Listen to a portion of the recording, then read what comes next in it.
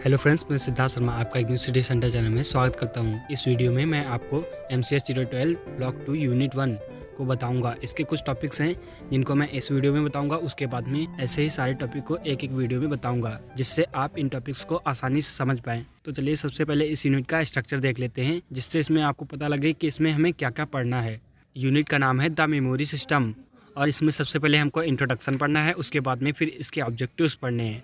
उसके बाद में the memory hierarchy third heading है, और इसके बाद में रैम, रोम, डी रैम, फ्लैश मेमोरी, और इसके बाद में 1.4 हेडिंग है सेकेंडरी मेमोरी एंड कैरेक्टरिस्टिक्स, जिसमें हमको hard disk drives, optical memories, CCDs, bubble memories, इन सब के बारे में पढ़ना है। उसके बाद में है RAID एंड इट्स लेवल, ये भी हमको इसमें पढ़ना है। उसके बाद में the concept of high speed memories, इसको पढ़ना है। इसमें कुछ टॉपिक्स हैं जैसे cache memory, cache organisation, memory interleaving, और उसके बाद में एसोसिएटिव मेमोरी।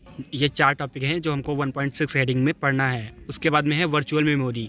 वर्चुअल मेमोरी के बाद the memory system of micro computer, जिसमें हमें SIMM, DIMM और मेमोरी चिप्स के बारे में पढ़ना, और SD RAM, RD RAM, cache RAM, types of memory, ये सब इसमें हम देखेंगे। और उसके बाद में लास्ट में हम इसका सारांश देखेंगे, और सोल्यूशन आंसर्स आप खुद से देख सकते हैं। तो चलिए सबसे पहले हम इसके इंट्रोडक्शन से पढ़ना स्टार्ट करते हैं। In the previous block we have touched upon the basic foundation of computers. हमने पिछले ब्लॉक में कंप्यूटर के बेसिक फाउंडेशन को देखा था, जिसमें क्या था, which concept on von Neumann machine. Von Neumann machine थी जिसमें इंस्ट्रक्शन एग्जीक्यूशन और डाटा रिप्रेजेंटेशन और लॉजिक सर्किट, ये भी सारे यूनिट्स उसमें थे। In this unit we will discuss various components of the memory system. इस यूनिट में हम विभिन्न प्रकार के कंपोनेंट्स देखेंगे जो मेमोरी सिस्टम में होते हैं कंप्यूटर सिस्टम के, और मेमोरी के प्रकार भी देखेंगे, और मेमोरी के हर तरह के समझेंगे कि मेमोरी किस किस तरह की होती हैं, कैसे कैसे मेमोरी यूज होती हैं। Computer memory is organised into a hierarchy to minimise cost. Computer memory hierarchy के रूप में गठित की जाती है, जिससे कॉस्ट कम लगती है। Also it does not compromise the overall speed of access, जिससे हमारे कंप्यूटर की स्पीड भी कम नहीं होती है। अब इस यूनिट के ऑब्जेक्टिव्स यानी इस यूनिट को पढ़ने के उद्देश्य देख लेते हैं। After going through this unit you will be able to, इस यूनिट को पढ़ने के बाद आप ये सब कर पाएंगे, जैसे describe the key characteristics of the memory system. Memory system के जो मुख्य गुण हैं उनका आप वर्णन कर पाएंगे। Distinguish among various types of random access memory, विभिन्न तरह की रैंडम एक्सेस मेमोरी में आप भेद कर पाएंगे, जान पाएंगे कि कौन सी मेमोरी क्या काम करती है। Describe the latest secondary storage technologies, जो अभी लेटेस्ट सेकेंडरी स्टोरेज टेक्नोलॉजी है उनका आप वर्णन कर पाएंगे। Describe the importance of cache memory and high speed memories, cache memory और हाई स्पीड मेमोरी की इंपॉर्टेंस को आप बता सकेंगे। और उसके बाद में describe the different memory chips of micro computer, जो माइक्रो कंप्यूटर में डिफरेंट मेमोरी चिप्स होती हैं उनको भी आप बता पाएंगे। माइक्रो कंप्यूटर जैसे हमारा लैपटॉप हो गया, और ये जो हमारा सिस्टम होता है, जो PC होता है, वो भी हमारा माइक्रो कंप्यूटर होता है।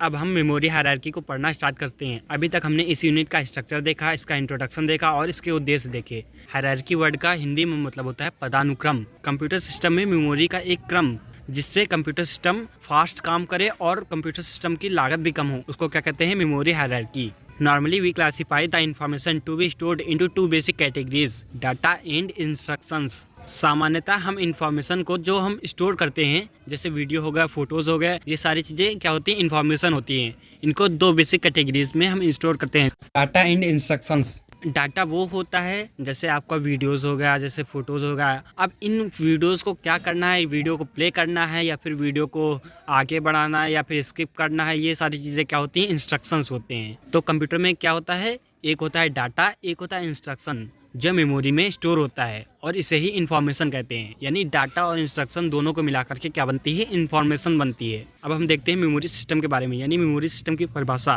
The storage devices along with the algorithm और इन्फॉर्मेशन, सारे एल्गोरिदम और इन्फॉर्मेशन के साथ, on how to control and manage this storage devices. सारे डिवाइसेस, जो स्टोरेज डिवाइसेस इसमें लगे हैं, उनके साथ में कि उनको कैसे मैनेज करना है, इस सारी इन्फॉर्मेशन के साथ में, मतलब उसमें डाटा भी हो और वो मैनेज करने की इन्फॉर्मेशन भी हो कि कैसे ये मैनेज होगा, कैसे ये कार्य करेगा। The storage devices constitute the memory system of a computer, और ये सारी चीज़ें क्या बनाते हैं, एक मेमोरी सिस्टम का निर्माण करते हैं। स्टोरेज डिवाइसेस जो सारे एल्गोरिदम और इन्फॉर्मेशन के साथ हों कि कैसे इन डिवाइसेस को मैनेज करना है, इनसे कैसे डाटा देखना है और कैसे इनमें डाटा संग्रहित करना है, ये सारी इन्फॉर्मेशन और एल्गोरिदम के साथ में मेमोरी सिस्टम का गठन होता है कंप्यूटर में। The basic objective of a computer system is to increase the speed of computation.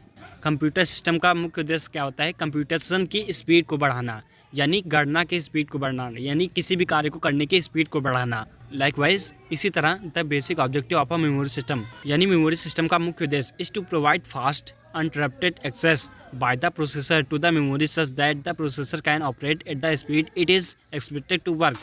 जिस स्पीड को कंप्यूटर पाना चाहता है, मेमोरी के साथ में कंप्यूटर वर्क करना चाहता है, उस स्पीड को पा सके।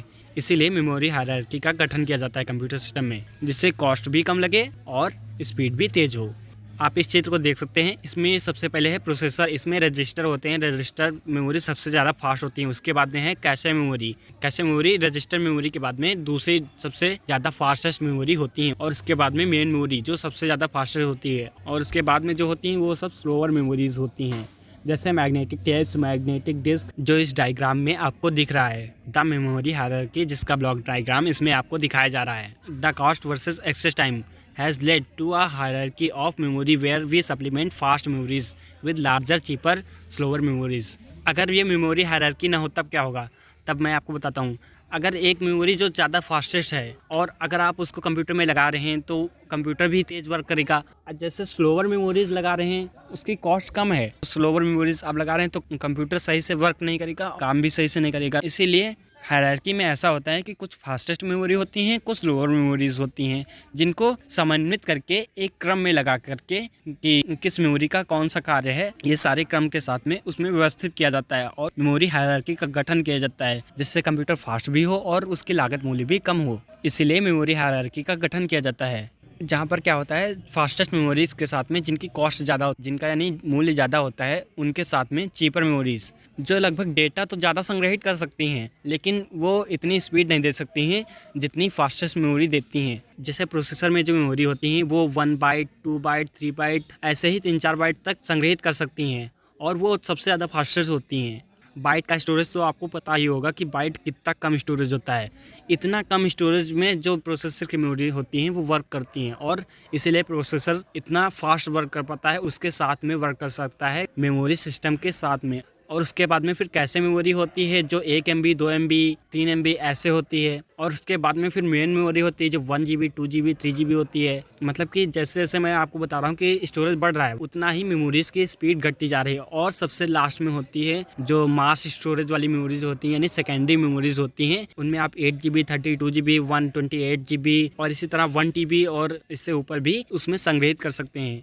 ये होते हैं सेकेंडरी स्टोरेज या मास स्टोरेज। ये जो सेकेंडरी स्टोरेज होते हैं ये सस्ते होते हैं, इसलिए इनमें हम अपना कोई भी डाटा रख सकते हैं। ये जो सेकेंडरी स्टोरेज होते हैं इनका एक्सेस टाइम बहुत ज़्यादा होता है, यानी प्रोसेसर इनको एक्सेस करने में बहुत टाइम लगाता है। प्रोसेसर 1 मिनट में करोड़ों इंस्ट्रक्शन को एग्जीक्यूट कर देता है, यानी उनका निष्पादन कर देता है, उनको प्रोसेस कर देता है। लेकिन सेकेंडरी मेमोरी ये इतने तक नहीं कर सकती हैं। इसीलिए मेमोरी हायरार्की का गठन किया जाता है, जिसमें रजिस्टर की मेमोरी जो प्रोसेसर के अंदर लगे होते हैं उसके साथ में लगातार वर्क करती रहती हैं। प्रोसेसर की मेमोरीज जो होती हैं उनको एक्सेस करने में बहुत कम टाइम लगता है, तो प्रोसेसर आसानी से उनको एक्सेस कर सकता है। जितनी स्पीड से चाहे उतनी स्पीड से, जितनी प्रोसेसर की स्पीड है वो अपनी अधिकतम स्पीड से एक्सेस कर सकता है। वैसे ही धीरे धीरे करके जैसे कैशे मेमोरी है वो भी फास्ट होती है और उसका स्टोरेज थोड़ा ज़्यादा होता है। सेकेंडरी मेमोरी का डाटा सबसे पहले मेन मेमोरी, उसके बाद में कैशे मेमोरी, फिर उसके बाद में प्रोसेसर के मेमोरी में डाटा जाकर फिर फास्टली प्रोसेस होता है। प्रोसेसर उनको जल्दी जल्दी प्रोसेस करता है और उस डाटा को आपको प्रेजेंट करता है, जैसे आपको गेम्स के रूप में, वीडियो के रूप में। आप यहाँ पर चार्ट देख सकते हैं कि कौन सी मेमोरी कैसी होती है और उनके कुछ एग्जांपल्स भी नीचे लिखे हुए हैं। आप इस चार्ट के जरिए इन मेमोरीज की तुलना देख सकते हैं, register memory, cache memory, main memory, secondary storage.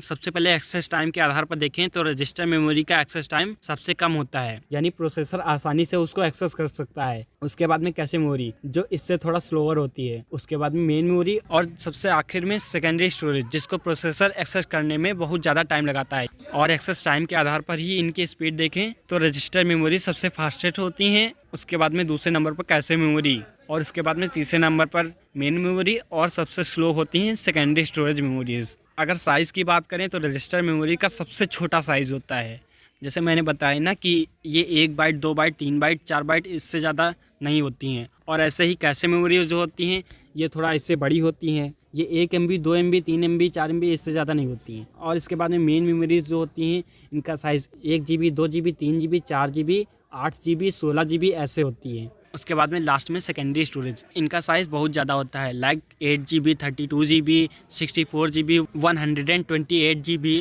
और उसके बाद में 1 TB से भी ऊपर तक होता है। अगर इन मेमोरीज़ की कॉस्ट की बात करें तो सबसे महंगी रजिस्टर मेमोरीज़ होती हैं, उसके बाद में कैशे मेमोरी, उसके बाद में मेन मेमोरी। मतलब कि ये मेमोरीज़ रजिस्टर मेमोरीज़ की तुलना में कम लागत में मिलती हैं। और उसके बाद में सेकेंडरी स्टोरेज जो सबसे कम लागत में मिलते हैं। जैसे मान लो अगर सेकेंडरी स्टोरेज आपको 8 GB लेना है तो वो आपको पड़ेगा 200-300 रुपये का। अगर आपको 8 GB रजिस्टर मेमोरी लेना पड़े तो आपको लाखों करोड़ों रुपए का मिलेगा। अब इनके एग्जांपल्स देख लेते हैं। रजिस्टर मेमोरीज़ के एग्जांपल हैं flip flop based processor memories जो होती हैं वो रजिस्टर मेमोरीज़ होती हैं। और उसके बाद में कैशे मेमोरी में SRAM आता है, और उसके बाद में मेन मेमोरी में DRAM, और उसके बाद में सेकेंडरी स्टोरेज में magnetic tape, floppy disk, zip disk, warm disk etcetera ऐसे ही होती हैं। और कुछ अदर एग्जांपल्स हैं सेकेंडरी स्टोरेज यानी मास स्टोरेज के, जैसे tape libraries, raid system and a variety of computer device such as hard disk drives, magnetic tape drives, magneto optical disk drives, optical disk drives, memory cards and solid state drives.